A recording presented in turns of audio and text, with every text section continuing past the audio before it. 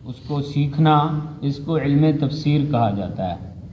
اور حضرت عبداللہ ابن عمر رضی اللہ تعالیٰ عنہ یہ اس امت کے محدث ہیں، ان کے پاس حدیث کا علم بہت زیادہ تھا، بڑی وافر مقدار کے اندر اللہ تعالیٰ نے ان کو حدیث کا علم عطا فرمایا تھا۔ اور حضرت عبداللہ ابن مسعود رضی اللہ تعالیٰ عنہ وہ اس امت کے فقیہ ہیں۔ فقہ کہتے ہیں سمجھ کو، دین کی سمجھ، بہت زیادہ گہرائی کے اندر چلے جانا، گہرائی میں جا کر قرآن و حدیث کو سمجھنا، اس کو فقہ کہتے ہیں۔ تو فقیہ اس لیے ہیں کہ حضور علیہ الصلوۃ والسلام نے ان کو دعا دی تھی کہ اللہم فقہہ فی الدین۔ حضرت عبداللہ بن مسعود رضی اللہ تعالیٰ عنہ کی طرف اشارہ کر کے دعا فرمائی کہ یا اللہ اس کو دین کی سمجھ عطا فرما، دین کی فقہ تفقہ عطا فرما۔ اللہ تعالیٰ نے وہ دعا قبول فرمائی۔ اور پھر حدیث پاک کے اندر آتا ہے ما یرید اللہ بہ خیرا یفقہہ فی الدین۔ یہ فقہ کا لفظ کوئی جو ہے نیا نہیں ہے، فقہ کا لفظ حضور علیہ السلام کی زبان مبارک سے نکلا ہے، اور حضور علیہ السلام نے اس کی تعلیم فرمائی ہے، اور حضور علیہ السلام نے اس کے اوپر صحابہ کرام کو اس کی ترغیب دی ہے، اور صحابہ کرام کو فرمایا ہے کہ یہ کام کرنا ہے، قرآن و حدیث کے اندر غور کرنا ہے، قرآن و حدیث کے اندر جو ہے سوچ بچار کرنی ہے۔ صحابہ کرام نے یہ کیا ہے، عبداللہ بن مسعود کو یہ دعا دی ہے۔ آج تاثر دیا جاتا ہے کہ فقہ قرآن کے خلاف ہے، فقہ قرآن کے خلاف نہیں ہے، خدا را اس بات کو سمجھا جائے۔ فقہ قرآن حدیث کا نچوڑ ہے، فقہ قرآن حدیث کی تشریح ہے، فقہ قرآن حدیث کے اندر غور کیے ہوئے مسائل ہیں۔ حضرت امام ابو حنیفہ رحمۃ اللہ علیہ فقیہ ہیں، اور سب سے بڑے فقیہ، سب سے بڑے امام اعظم ان کو اس لیے کہا جاتا ہے کہ انہوں نے زیادہ مسئلے قرآن و حدیث سے نکالے ہیں۔ امام ابو حنیفہ رحمۃ اللہ علیہ نے قرآن و حدیث کے اندر غور فکر کر کے امت کے لیے جو مسائل نکالے ہیں ان کی تعداد سنو حیران رہ جاؤ گے۔ امام ابو حنیفہ رحمۃ اللہ علیہ کے تخریج کردہ مسائل، قرآن و حدیث سے نکالے ہوئے مسائل کی تعداد 12 لاکھ ہے۔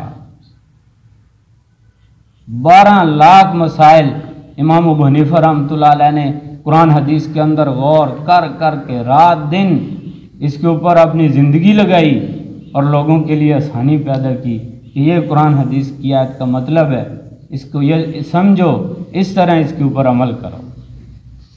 ماخذ جو ہے فقہ کا وہ قرآن حدیث ہے۔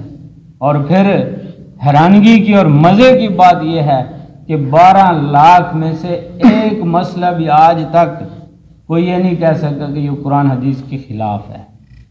12 لاکھ میں سے ایک بھی مسئلہ کوئی یہ نہیں کہہ سکتا، نہ کوئی ثابت کر سکا ہے، نہ کوئی ہے بھی کوئی نہیں۔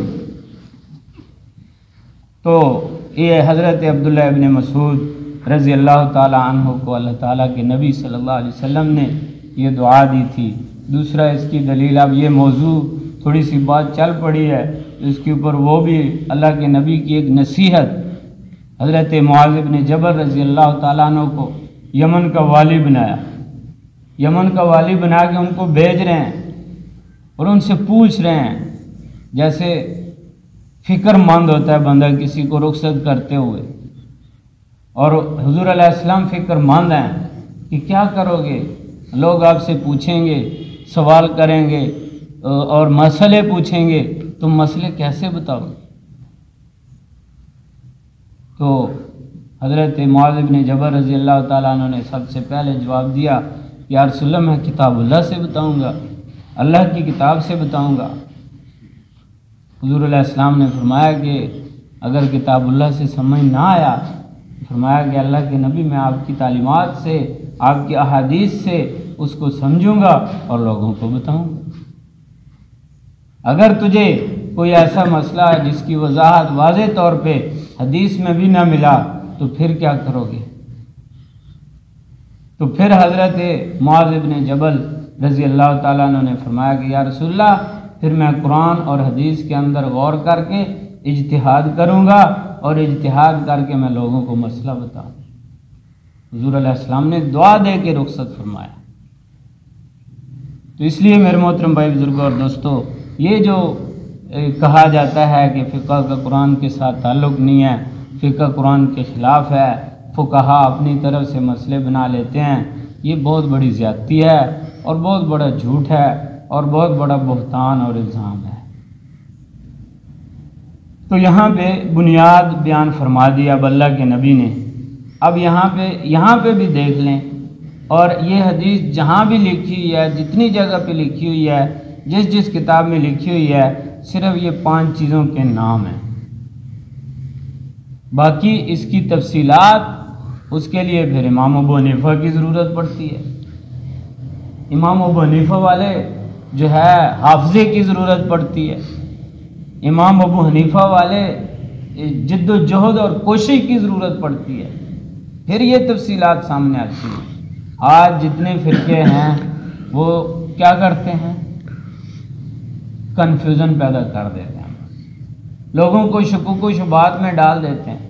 ایک لفظ بولیں گے، اس کی وضاحت کبھی نہیں کریں گے، اس کو واضح نہیں کریں گے، اس کی تشریح، اس کی تفصیل نہیں بتائیں گے۔ کوئی بھی مسئلہ لے لیں، 3 طلاق کا مسئلہ ہے، بڑا مشہور ہے آج کل معاشرے کے اندر۔ صرف یہ کہا جاتا ہے کہ 3 ایک ہوتی ہیں، 3 ایک ہوتی ہیں، 3 دی جائیں تو 1 ہوتی ہے، ایک مجلس میں 3 دی جائیں تو 1 ہوتی ہے۔ اس کی تفصیل کیا ہے بھائی؟ کوئی نہیں، چپ، بس 1 ہوتی ہے۔ تو میرے محترم بھائی بزرگوں اور دوستو، اسلام میں فقہ میں تفصیلات ہیں، قرآن حدیث خلاصہ ہے، فقہ کے اندر اس کی تفصیلات ہیں، ان کو واضح کیا گیا، ان کو سہل کیا گیا، ان کو آسان کیا گیا ہے۔ تو اللہ کے نبی نے ارشاد فرمایا، بنی الاسلام علی 5، کہ اسلام کی بنیاد 5 چیزوں پر ہے۔ اس بات کی گواہی دینا کہ اللہ کے علاوہ کوئی معبود نہیں، حضرت محمد صلی اللہ علیہ وسلم اس کے بندے اور رسول ہیں، نماز قائم کرنا، زکوٰۃ ادا کرنا، حج کرنا، روزہ رکھنا، رمضان کا روزہ رکھنا۔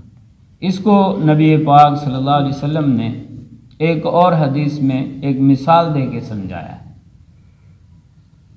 مثال اس طرح دی ہے کہ ایک خیمہ ہے، نبی پاک صلی اللہ علیہ وسلم فرماتے ہیں ایک خیمے کی مثال لے لیں۔ خیمے کے اندر 5 لکڑیاں لگی ہوتی ہیں جن کی بنیاد پہ وہ خیمہ کھڑا ہوتا ہے۔ تو یہ جو 5 چیزیں ہیں، ان 5 لکڑیوں کی مثال ہیں۔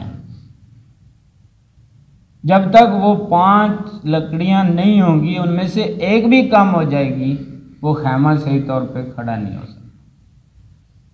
اب درمیان والی لکڑی، اس کو کہا کہ یہ کلمہ طیبہ ہے، شہادت، کلمہ شہادت ہے، حضور علیہ السلام کی رسالت کی اور اللہ تعالیٰ کے ایک ہونے کی گواہی۔ یہ درمیان والی لکڑی ہے۔ اب درمیان والی لکڑی کو اگر وہاں سے نکال لیا جائے تو وہ خیمہ کیسے ہوگا؟ بیکار ہو جائے گا۔ جب وہ درمیان سے نیچے آ جاتا ہے تو وہ اس سے کیا کام کریں گے؟ آپ نہ اس کے سائے میں بیٹھ سکتے ہیں، نہ اس کے نیچے آپ جا سکتے ہیں، نہ بارش سے، نہ کسی چیز سے، تو وہ تو ایک طرح سے بیکار ہو گیا۔ تو کلمہ شہادت اگر نہیں ہے تو اسلام نہیں ہے۔ یہ جس طرح وہ خیمہ نہیں ہے، اس طرح یہ اسلام نہیں ہے۔ اور جو باقی 4 لکڑیاں ہیں، 4 بانس ہیں، یا 4 ڈنڈے ہیں، کوئی بھی نام لے لیں، تو ان میں سے بھی اگر ایک نہیں ہے تو وہ خیمہ ناقص ہے، وہ خیمہ ناقص ہے، ایک سائڈ سے وہ نیچے گر جائے گا۔ اس طرح یہ باقی 4 چیزیں جو ہیں، نماز کی ادائیگی ہے، زکوٰۃ کی ادائیگی ہے، حج کی ادائیگی ہے اور رمضان کا روزہ ہے، یہ ان 4 لکڑیوں کی مثال ہے۔ اگر ان میں سے کوئی رہ جاتی ہے تو پھر بھی اسلام جو ہے وہ کامل نہیں ہے، ناقص ہے۔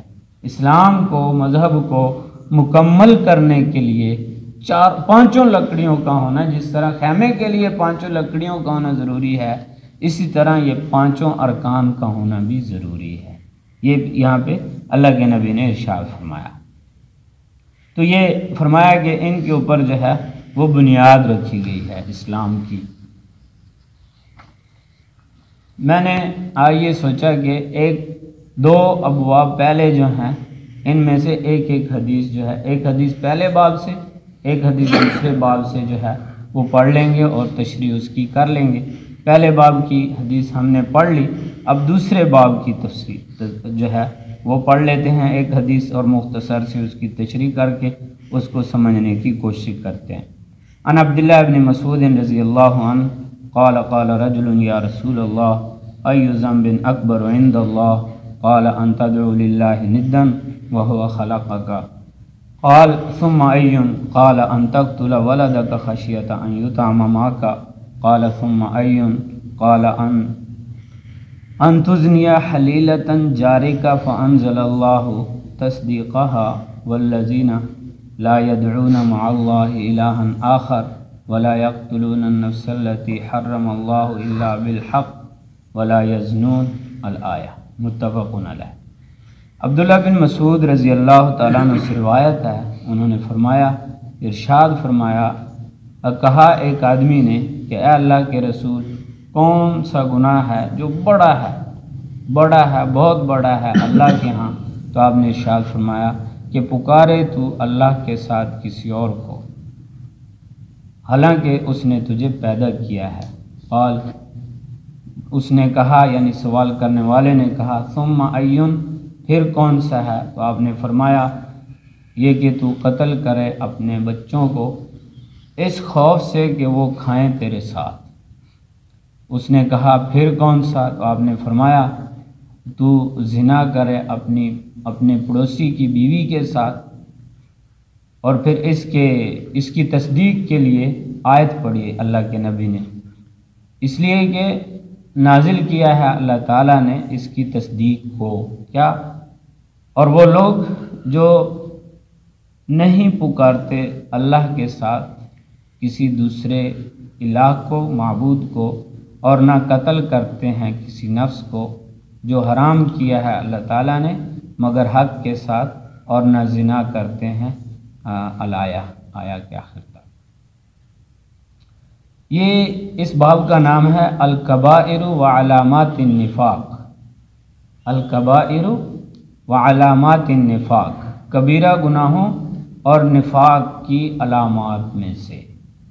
تو یہاں پہ اللہ تعالیٰ کبائر کو ذکر، حضور علیہ الصلوۃ والسلام کبائر بیان فرما رہے ہیں کہ کبیرہ گناہ، بڑے بڑے گناہ کون سے ہیں۔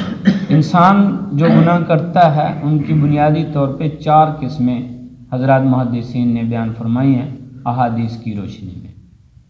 ایک گناہ وہ ہوتے ہیں جو صغیرہ گناہ ہوتے ہیں۔ صغیرہ گناہ چھوٹے چھوٹے گناہ انجانے میں جو ہے وہ ہو جاتے ہیں، اور یہ گناہ جو ہیں ایسے گناہ ہیں جو بغیر توبہ کے اعمال کرنے سے معاف ہو جاتے ہیں۔ نماز پڑھنے سے معاف ہو گئے، صدقہ کرنے سے معاف ہو گئے، اور کوئی عمل کیا، راستے سے کسی تکلیف دہ چیز کو ہٹا دیا، معاف ہو گئے۔ کوئی بھی اعمال، یہ ایسے گناہ ہیں یہ اعمال سے معاف ہو جاتے ہیں۔ یہ ہمیشہ بات یاد رکھنا کہ یہ جو احادیث کے اندر آتا ہے کہ اعمال سے گناہ معاف ہوتے ہیں، نماز سے معاف ہوتے ہیں، مہمان کا اکرام کرنے سے معاف ہوتے ہیں، تیمارداری کرنے سے معاف ہوتے ہیں، تو اس سے مراد ہمیشہ صغیرہ گناہ ہوتے ہیں، کبیرہ گناہ نہیں ہوتے۔ اس سے مراد چھوٹے چھوٹے گناہ اعمال سے معاف ہو جاتے ہیں۔ ہاں، نماز کے بارے میں بعض علماء نے کہا ہے کہ نماز کے اندر چونکہ استغفار موجود ہوتا ہے اور استغفار کے ساتھ کبیرہ گناہ بھی معاف، لیکن یہ بعض محدثین کا قول ہے، لیکن حقیقت یہی ہے کہ کبیرہ گناہ سے مستقل طور پر جو ہے وہ توبہ کرنی پڑتی ہے، پھر وہ معاف ہوتا ہے۔ تو یہاں پہ وہ اچھا، ایک یہ کہ جو اعمال سے معاف ہو جاتے ہیں، دوسرے وہ جو اعمال سے معاف نہیں ہوتے بلکہ ان کے لیے توبہ کرنی پڑتی ہے اور اللہ تعالیٰ سے معافی مانگنی پڑتی ہے۔ اب وہ گناہ پھر 2 قسم کے ہیں، 2 قسمیں بھی ہو سکتی ہیں، 3 بھی ہو سکتی ہیں۔ 2 قسمیں اگر ہوں تو اس میں ایک شمار ہوگا کہ ایک ایسا گناہ ہے جس کا تعلق حقوق العباد کے ساتھ بھی ہے اور حقوق لہ کے ساتھ دیا، یعنی وہ ایسا گناہ